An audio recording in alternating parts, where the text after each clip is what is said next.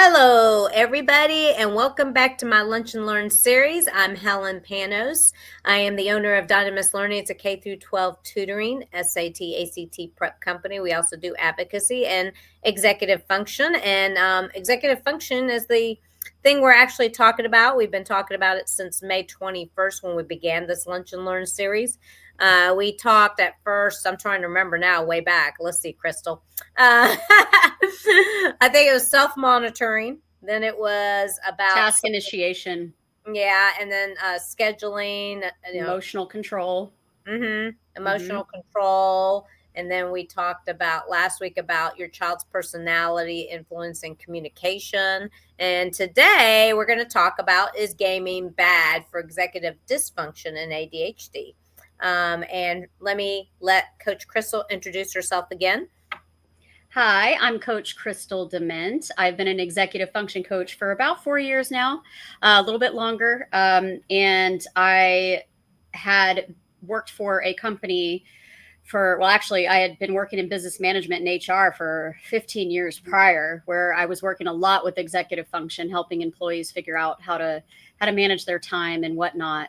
And then I have a lifelong experience of executive dysfunction. And so I bring this to the table to help parents and children to not go through what I went through. And so here we are. Yeah, it's always easier to speak from personal experiences, right? Yes. Yep. So many parents in our audience see a confusing paradox. Their child with ADHD can focus intensely for hours on a video game. Hear this all the time. Yet they can't seem to initiate a 10-minute homework task. And from an executive function standpoint, what is happening, Crystal, in the brain that causes this discrepancy, and which specific executive skills would you say are most impacted by unregulated gaming? Yes. Ooh, double and question. To answer the question of the prompt, the title of this is gaming bad. Sort of. It depends on how you handle it. And so that's where we're coming at this from.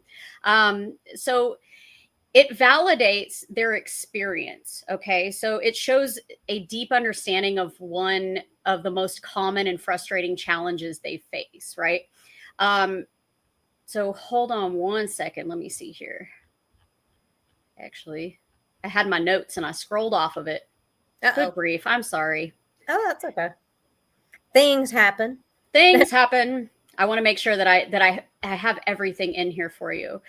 So what it does to the brain is ADHD brain is chronically understimulated. Okay. And so when you give stimulation of gaming, where they have instant gratification, it's giving them reward. There's random, boxes and things that they, loot boxes they're picking up. All of those things are training them to have their brains to have that reward system. And so they're going to turn around and look at homework, and it's a completely different situation because the reward is not instant with homework. There's not extra little things here and there, to give them reward. And so that's what's happening in the brain. And so if you can imagine letting that go, where they are playing way too many games, is going to train that underdeveloped brain into needing that instant gratification for everything. And so that is important to understand, when you're having that issue, and if it becomes so much of a problem where they aren't sleeping, they aren't eating, they're you can tell that that's when it is an issue. Yeah. So they're doing that instead of other things that they should be doing, going outside, playing, socializing. There is a social aspect of gaming, yes, but not, following through with anything and just gaming. That's when it's an issue. And so, we have to regulate how long we let that happen for. And so it's going to be, all of the executive functions are going to take a hit with this one, because emotionally that stimulation is being taken away, and that hits the emotional part where they're like, they have an over emotional reaction, and that is going to shut down the prefrontal cortex entirely. And so you'll see it, it's like ripping it away from them, or like ripping the carpet out from underneath them, because suddenly they're not getting that stimulation. And if they've trained their brain to be that way, then they won't be able to function without that type of stimulation. And so it's something that we see a lot with kids, and it's really regulating that and making sure that you're paying attention, that they're not, they're not sleeping and not eating, right? Yeah. And so that, it can be a good thing too, which, I'll let you ask the next question. And they don't have to be gaming, of course, just being on, especially during the summer, they may be on their cell phones or computers more often. So that's something parents really need to be aware of, especially, they may be changing their schedule a little bit and staying up later, and parents are letting them do that. But, again, it's better for them to probably stop that, take an hour break before they go to sleep or so, and just read a book instead, if they need to like calm their mind down. But how can parents differentiate between a healthy, engaging hobby and problematic gaming that is actively harming their child's executive function development?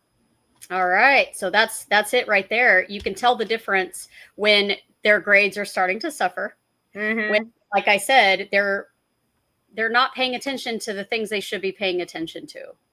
And so that's when you need to do something. And I challenge you too, if you're already seeing this issue, we understand, first of all, we're trying to work in the summertime as parents. The gaming keeps them busy, all of these things. And so it makes it easy for us just to hand it to them. But I challenge you to, if they, as a punishment somewhere, to take that game away for 2 or 3 weeks and see what happens. Because they're going to find, there's going to be whining and complaining at first, but they're going to find other things to do. Give them art supplies and things like that they can work with. And so, and it can be, the gaming can be used as a reward. Here's the other side. It can be used as a reward, and it also can, it's actually good in the way that it makes them sharper. It makes them, they make mistakes, they die, they come back, and that actually creates grit and determination, which we talk about a lot here, how important that is. So there are things about it that are good. And then there's a social aspect about it that's really good too, where they actually are, ones that are not very outgoing can actually be social through the gaming. And so, I wanted to go ahead and reiterate that part, because it's important to know that it's not all bad, but you can tell when it really is, when they're just not, they can't follow through with anything else. Yeah, it's kind of taken over. And it does. And so we have to be careful. These brains are still developing. You don't want to get them into that instant reward or the instant gratification type of mindset, because that's going to create anxiety and depression later in life. Yeah. Oh, wow. Might be why we're seeing so much of that nowadays, huh? So other things they could be doing, since we brought up, art supplies or art, some things that come to my mind is cooking. If they like to cook or want to learn how to cook, they can just do the simple stuff, or get an air fryer, and that's easier. That still keeps them somewhat busy learning and doing something different. And it could, it helps with math skills, right? Because you got to measure and things like that. And I think it could even help with critical thinking skills, because, hey, let's say they burn it. Now they try again. And now they got to figure out what did they do wrong the first time that they shouldn't do the second time. Right. And exercise. I mean, there's so many apps out there where it's not that expensive, and you could do like a 10-minute even warm-up type exercise. I want to bring that up. Stretching, playing ball, biking. What else comes to your mind? Because I know you have kids, Crystal. Oh, yeah, I have some littles. The trampoline is a big one. We have the backyard set up. There's a zip line back there. And there is a big area of dirt that they can dig in. And mine are 6 and 9. They just turned 6 and 9, and they play in that. They love to play in that and plant things, and they have a little garden that they tend to. They go out. That we have a lot of kids in the neighborhood, and knowing that there is an eye watching on them is always a good thing. I always have my phone on me, and so I get, hey, the kids are coming over here today, and I'm like, okay, great, while I'm working. And so if you can find that network within your community, that's actually very valuable. And then of course there's always summer camps. There's always different programs and things you can take them to go do. I know that Home Depot actually has a little class. You could look it up, that they can go in and learn how to make something in the little class. And so there's just little things that are free around town that you can do. Taking them to the park for like 2 hours a day, just taking a break, not just for them, but also for yourself as a parent, is very helpful. Getting out there and seeing some green views. We have a lot of that around Atlanta. And so there's a lot of places to go that are free, that are lovely. And it gets everybody outside. We all need that vitamin D. That is also, by the way, another thing that gaming, contributes to executive function dysfunction, is that people with executive dysfunction, ADHD, are statistically low in vitamin D. Okay. So gaming inside is not necessarily the best thing for that. And so either you can take a supplement, but you still get 80% of your vitamin D from the sun. And so being outside is very important. Take them out, even if it's just for an hour or 30 minutes or something. It gets them to, where they're happy. It gets them happy, and it's going to buy you more time than you are spending taking them out there. Yeah, sure. So we've given you guys plenty of ideas. Contact myself at info@dynamislearningacademy.com, or the phone number there. You can text 770-282-9931 if you want to talk about anything related to executive function and wonder how we can help something you keep seeing over and over again. I think there's all kinds of things that I've heard. I think, like we said, task initiation is a big one. Organization. I know Crystal's even helping a young lady. I think she's rising into 9th grade, right?